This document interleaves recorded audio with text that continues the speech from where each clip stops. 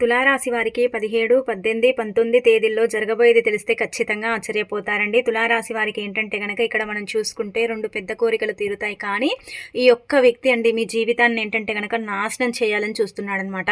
ఆ వ్యక్తి ఎవరు, అసలు ఏం జరగబోతుంది, ఎలా ఉండబోతుంది అనేది మొత్తం కూడా ఇప్పుడు ఈ వీడియోలో మనం తెలుసుకుందామండి. వీడియోని చివరి వరకు చూడండి, నచ్చితే లైక్ చేయండి, కొత్తగా చూస్తున్నట్టయితే సబ్స్క్రైబ్ చేసుకోండి. తులారాశి వారి గురించి మనందరికీ తెలిసిందే కదా, మంచి మనస్తత్వాన్ని కలిగి ఉంటారు, చాలా మంచి వ్యక్తులు, అందంగా ఉంటారు, అందమైన మనసు ఉంటుంది, అందరినీ కలుపుకొని పోతారు. అలానే కాకుండా అందరితో ప్రేమతో మాట్లాడుతూ ఉంటారు.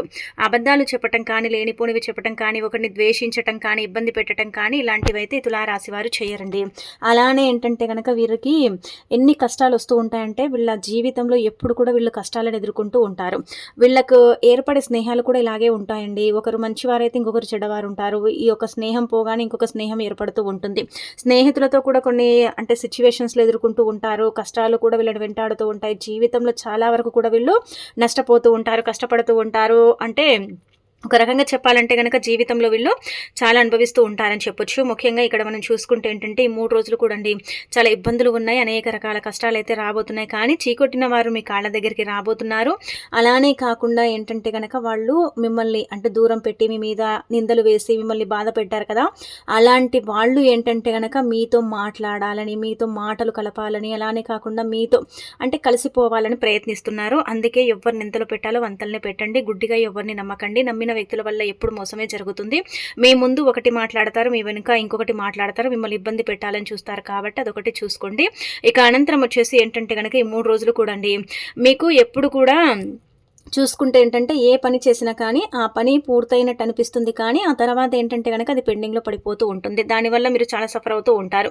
అనుకున్న పనులు జరగక, అనుకున్నట్టుగా మీ లైఫ్ లేక, మీ జీవితంలో కష్టాలు, అలానే కాకుండా అనారోగ్య సమస్యలు, దరిద్రాలు, బాధలు ఇవన్నీ కూడా ఏంటంటే మిమ్మల్ని పట్టి పీడిస్తున్నాయి అన్నట్టుగా మీరు బాధపడిపోతూ ఉంటారు. అలా ఏంటంటే బాధపడుకుంటూ అనారోగ్యాన్ని కొని మీరే తెచ్చుకుంటారండి. కాబట్టి ఒకటి గుర్తుపెట్టుకోండి, ఎంత ఆలోచించాలో అంతే ఆలోచించండి. అంతకు మించి మీరు ఆలోచించడం వల్ల ఏంటంటే కనుక మీకు ఇబ్బందులు తప్పవని మనం చెప్పొచ్చు.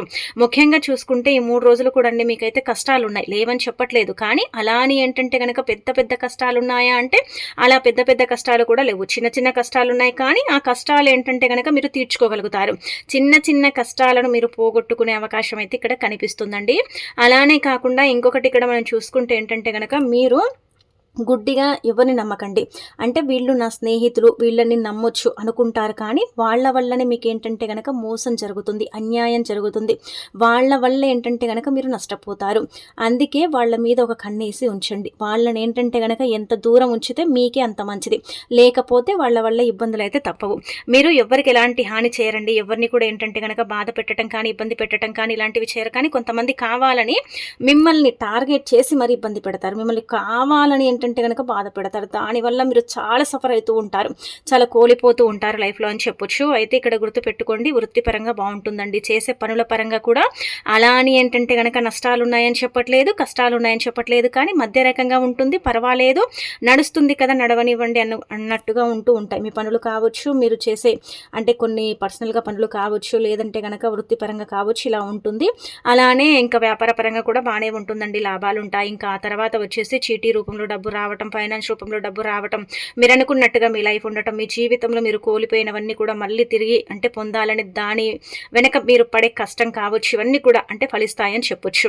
అలానే కోర్టు కేసుల పరంగా కూడా మీదే పై చేయి అవుతుంది. మీరు పట్టిందల్లా బంగారం లాగా మారుతుంది. అలానే కాకుండా ఏంటంటే కనుక మీరు అనుకున్నట్టుగా సమయానికి ఏంటంటే కనుక ఏ పని కూడా జరగదు, అంటే పెండింగ్లో పడిపోతుంది. మళ్ళీ ఏంటంటే కనుక ఆ పని మీరు చేస్తే కానీ జరిగేటట్టుగా ఉండదనమాట. కొంచెం ఏంటంటే ఫస్ట్ ఆ పని ఏంటంటే కనుక మీకు అంతగా అనుకూలించదు. ఆ తర్వాత మళ్ళీ మీరు అంటే డీప్గా ఆలోచించి చేస్తారు కదా, అప్పుడు మీకు ఆ పని అనుకూలిస్తుంది అనమాట.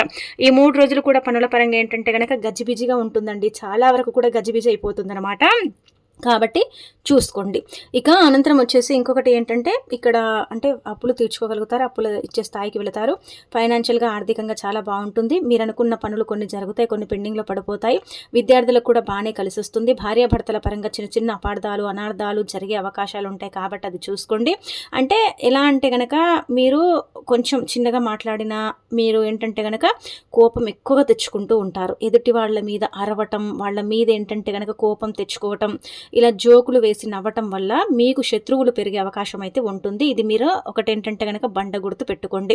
ఇంకొకటి వచ్చేసి ఏంటంటే అంటే వీళ్ళు నా వాళ్ళే కదా! వీళ్ళని అనొచ్చు మాటలన్నట్టుగా మీరేదో ఒక 2 మాటలంటారు వాళ్ళని. ఆ తర్వాత వాళ్ళు తిరిగి మిమ్మల్ని ఎక్కడ దెబ్బ కొట్టాలో అక్కడ దెబ్బ కొడతారు. కాబట్టి ఎవరితో ఎలా మాట్లాడాలి, ఎవరితో ఎలా ఉండాలనేది మీకు తెలిసుంటుందండి. నిజం చెప్పాలంటే గనక ఎవరికి ఎలాంటి మర్యాద ఇవ్వాలి, ఎవరితో ఎలా మాట్లాడాలనేది మీకు తెలిసుంటుంది. కాబట్టి ఆ విధంగా మీరు నడుచుకోండి. మీ లైఫ్ అనేది బావుంటుంది. లేకపోతే ఏంటంటే గనక శత్రువులు పెరిగిపోతారు, ఇబ్బందులు పెరిగిపోతాయి, కష్టాల బారిన పడిపోతారు. చాలా వరకు కూడా నలుగురిలో ఏంటంటే గనక అగౌరవంగా ఉంటుంది. గౌరవం అనేది కోల్పోయే అవకాశం ఉంటుందండి, చూసుకోండి. ఇంకా మిగతా అదంతా కూడా బాగానే ఉంటుందని చెప్పొచ్చు. ఇంకా తర్వాత వచ్చేసి మనం ముందు చెప్పాం కదా, 2 పెద్ద కోరికలు తీరుతాయి. ఒకటి వచ్చేసి వివాహం జరుగుతుంది. అంటే వివాహ ప్రయత్నాలు చేసేవాళ్ళు కానీ, వివాహం జరగట్లేదని అనుకునే వాళ్లకు ఇప్పుడు ఖచ్చితంగా ఏంటంటే వివాహం జరిగే అవకాశం అయితే కనిపిస్తుంది. సంతానం లేని వారికి సంతానం కలుగుతుంది. ఉద్యోగం లేక ఇబ్బంది పడే వాళ్ళు గట్టిగా ప్రయత్నిస్తే 100% ఉద్యోగం వస్తుంది, గుర్తుపెట్టుకోండి. ఇలా ఏంటంటే కనుక ఉండబోతుంది. ఇక అనంతరం వచ్చేసి ఈ విధంగా ఉంటుందండి. మీకేంటంటే గత కొంతకాలంగా మనం చూసుకుంటే మీ లైఫ్‌ని అంటే చేతి నిండా పనులున్నట్టు అనిపిస్తాయండి. చేయటానికి పోతే ఏంటంటే గనక ఒక్క పని కూడా ఏంటంటే గనక అనుకూలంగా మారదు. అలానే డబ్బు విషయంలో కూడా అబ్బా! డబ్బుంది కదా, పర్వాలేదులే, వస్తుంది కదా, సంపాదిస్తున్నాం కదా అనుకుంటారు.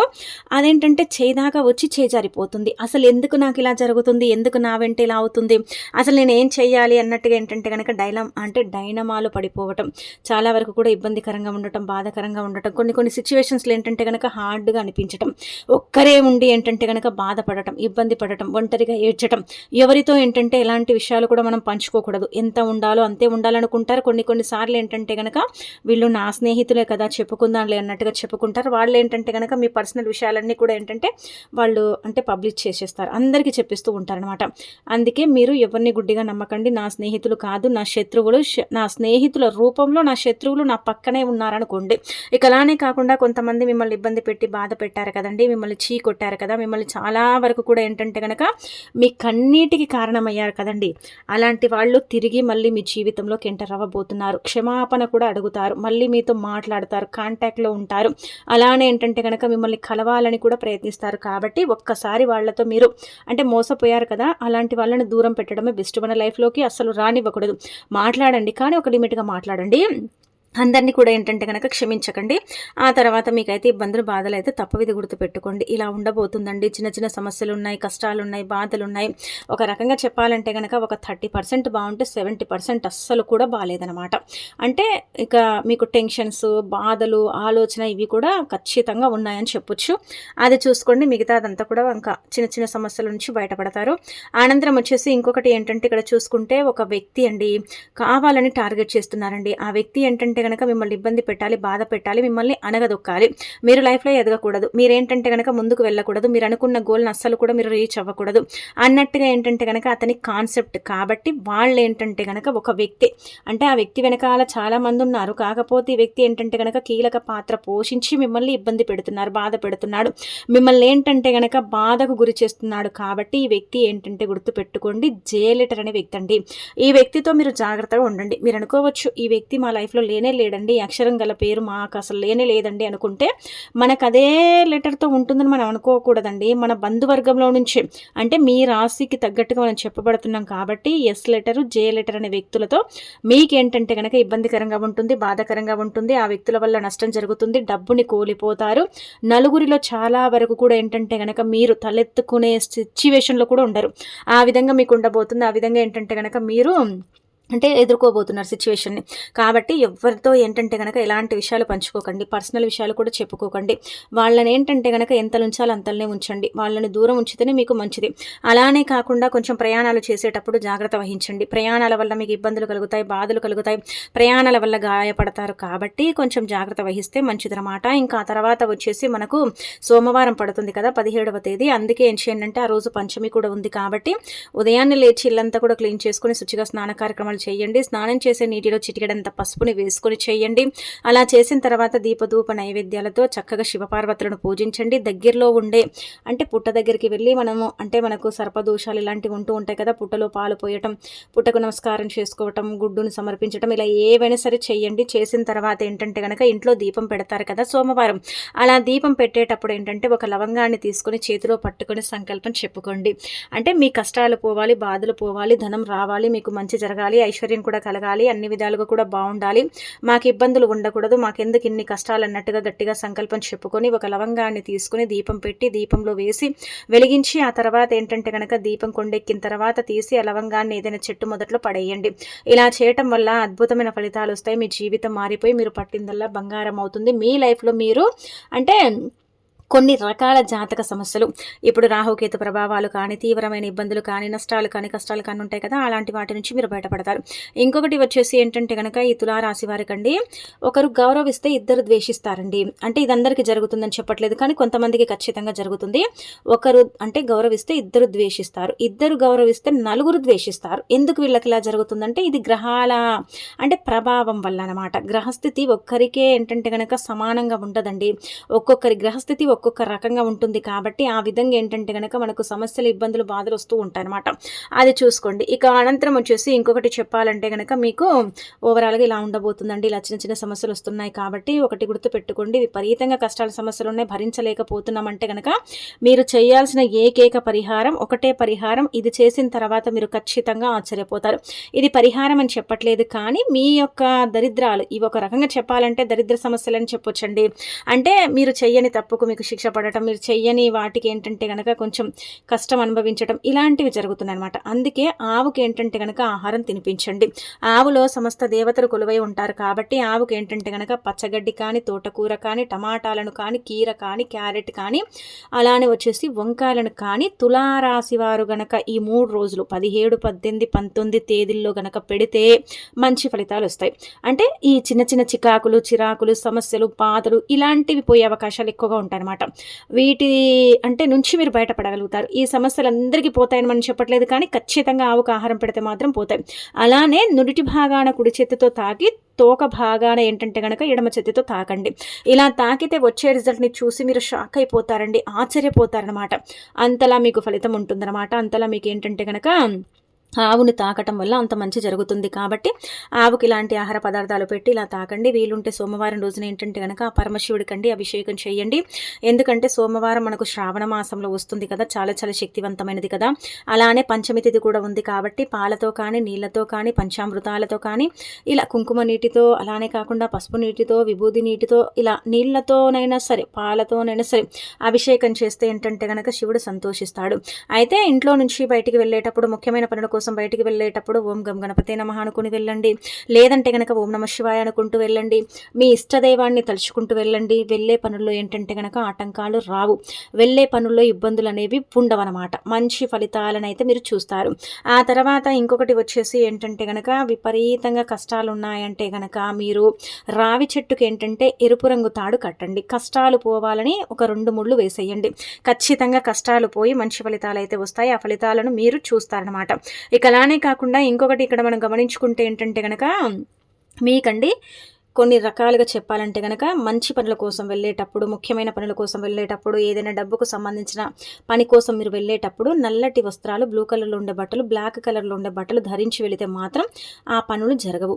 అలానే ఆ పనుల కోసం వెళ్ళేటప్పుడు ఇష్టదైవాన్ని మనసులో తలుచుకొని వెళ్ళండి. లేదంటే తులసి మొక్క దగ్గరికి వెళ్ళి అమ్మ వెళ్ళొస్తాం, ఈ పని జరగాలి తల్లి అని నమస్కారం చేసుకొని వెళ్ళండి. వెళ్ళిన పని జరుగుతుంది. అది ఎటువంటి పనైనా సరే, ఈ పని ఆ పని అని మనం చెప్పట్లేదు, కానీ ఏ పనైనా సరే ఖచ్చితంగా జరుగుతుందన్నమాట.